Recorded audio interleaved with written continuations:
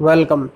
आज के वीडियो में बताने वाला हूँ कि अगर पति के ऊपर 498 में एक दहेज का केस लग जाता है तो वो उस केस को जीतेगा या फिर नहीं जीतेगा। यही जानकारी मैं इस वीडियो के अंदर बताने वाला हूँ। वो आधार बताने वाला हूँ जिससे वो कैसे पता कर सकता है वो केस जीतेगा या नहीं जीतेगा। तो पूरा वीडियो बिल्कुल अंत तक देखना है, कहीं से भी इस वीडियो को स्किप नहीं करना है। और मुझसे अगर बात करना चाहते हैं फ़ोन के ऊपर तो इस वीडियो को डिस्क्रिप्शन में मेरे मोबाइल नंबर दिए गए हैं। तो चलिए शुरू करते हैं। तो दोस्तों, अगर 498 का केस दर्ज होता है तो उसकी एफआईआर को पति को आधार बनाना है। वो इस प्रकार से बनाना है कि उसको उस एफआईआर को बिल्कुल बारीकी से पढ़ना है कि पत्नी के द्वारा उस एफआईआर के अंदर क्या क्या पॉइंट लिखाया गया है। अब क्या होता है कि 95% ऐसे केसों के अंदर एफआईआर के अंदर पत्नी के द्वारा ये लिखाया होता है कि उसके साथ में मारपीट की गई, मानसिक रूप से उसको प्रताड़ित किया गया या फिर दहेज वगैरह की डिमांड की गई। कौन कौन से पॉइंट होते हैं, ये सारी जानकारी उसके अंदर आपको मिल जाएगी। तो उस एफआईआर को बारीकी से पढ़ें। अब अगर उसके अंदर उदाहरण के तौर पे यहाँ पे मैं बता दूँ कि उस एफआईआर के अंदर अगर मारपीट शब्द का प्रयोग किया गया है कि उसके साथ में मारपीट की गई, तो यहाँ पे उस एफआईआर में ये भी लिखा हुआ होगा कि मारपीट में उसके कहाँ पे चोट आई। अब जैसे मान लो कि उस एफआईआर में लिखा गया है कि उसके पैर के चोट आई है। अब उसका मेडिकल होता है तो मेडिकल के अंदर आता है कि उसके हाथ के चोट आई है। तो ये आधार पति के पास में हो जाएगा कि उसने तो एफआईआर के अंदर पैर के अंदर चोट बताई है और मेडिकल के अंदर आ रही है हाथ के अंदर चोट। तो यहाँ पे उसकी साजिश भी हो सकती है पत्नी की, उसने जानबूझ के चोट लगा ली हो। तो ये साजिश भी हो सकती है क्योंकि उसने एफआईआर में और कुछ लिखाया है और यहाँ पे मेडिकल में और कुछ आ रहा है। तो ये पलड़ा पति की तरफ चला जाता है। वो अगर एक दो आधार उसके पास में और हो जाते हैं तो वो ये 498 का केस जीत सकता है।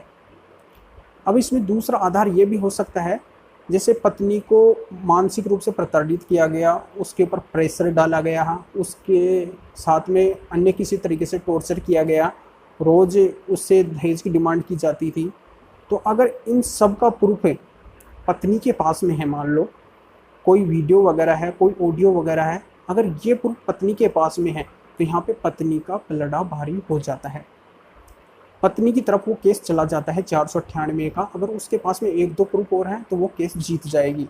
अगर उसके पास में इन सब का एविडेंस ही नहीं है, कोई प्रूफ ही नहीं है, तो ये पलड़ा पति की तरफ चला जाएगा, पति के पक्ष में ये पलड़ा चला जाएगा, उसका केस जीतने का चांस यहाँ पे हो जाएगा। अब इसमें अगला पॉइंट ये भी आ सकता है कि अगर पत्नी ने उस एफआईआर के अंदर दहेज वर्ड का यूज किया है कि हमारे से इन्होंने इतने दहेज की डिमांड की है, इतना दहेज ये लेना चाहते हैं और विवाह के अंदर हमने इनको इतना दहेज दिया है, इतना केस दिया है, इतना सोना चांदी आभूषण वगैरह दिया है। तो यहाँ पे अगर ये शब्द उसने एफआईआर के अंदर लिखवाए हैं तो यहाँ पे पति का उस केस को जीतना बहुत ही आसान हो जाता है, क्योंकि ये शब्द लिखवाने से दहेज लेने के साथ में दहेज देना भी अपराध माना जाता है। अगर उसने ऐसा शब्द लिखवाए हैं तो यहाँ पे वो फंस सकती है और उससे जवाब भी मांगा जा सकता है कि इतना केस, इतना दहेज, इतना सोना चांदी आभूषण उसके पास में आया कहाँ से। तो यहाँ पे उसको जवाब भी देना पड़ सकता है और उसके प्रूफ भी देने पड़ सकते हैं। अगर इन सब का जवाब उसके पास में नहीं है, प्रूफ भी नहीं है कि कहाँ से आया है, तो ये पलड़ा पूरी तरफ से पति की तरफ चला जाएगा और वो ये केस आसानी से जीत जाएगा।